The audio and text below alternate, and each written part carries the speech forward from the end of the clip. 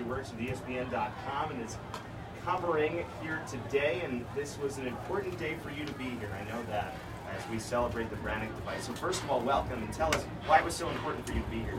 Well, first, I write about uniforms for ESPN.com, and of course the devices are wearing a special uniform for this game, and I love minor league themed uniforms, and this is one of the best I've ever seen.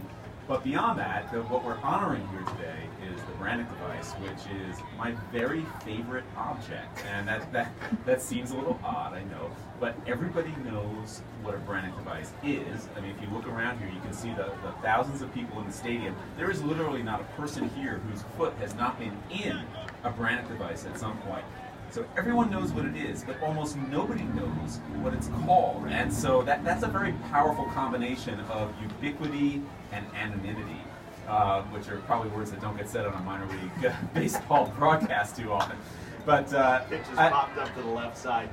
The left fielder Stewart coming in, and he makes the catch one way. So I love the Brannock device because it combines that sort of sense of hiding in plain sight and beautiful design. It's a gorgeous object. It's made right here in central New York, and it's this sort of underappreciated, gorgeous thing that's a kind of a universal touchstone in our culture. Well, first of all, I will say that if there was any minor league broadcast that would use those two words, the last two guys who sat in this chair would be the two guys that would be using them. First pitch, a strike to Irving, Falou, 0-1.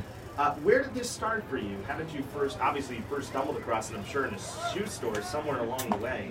Right. Which is a strike, 0-2. But where did the sort of interest in it peak for you?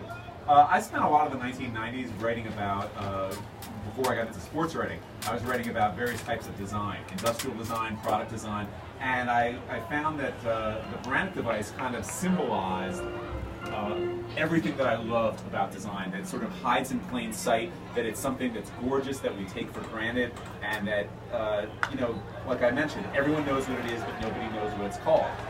Pitch is lined into center field, and ace hit for Falou in front of Irving.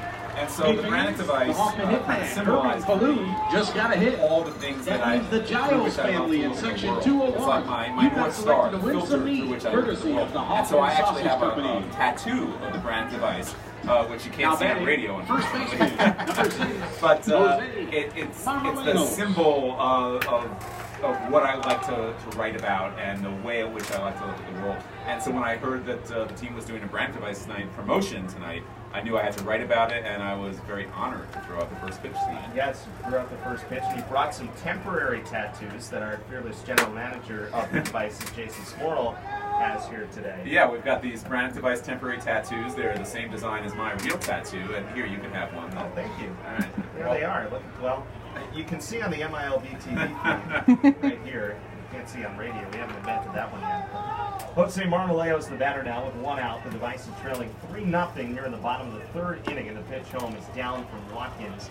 1 ball and no strikes. Now, I have to ask, you're here in Syracuse. Yes. Did you, before this promotion, did you know what a Brannock device was? Did you know that they were made in Syracuse? I did not, and in fact, in front of me, I have 12 highlighted pages on the history of Charles Brannock and the Brannock device, which we will be getting to later in the show today.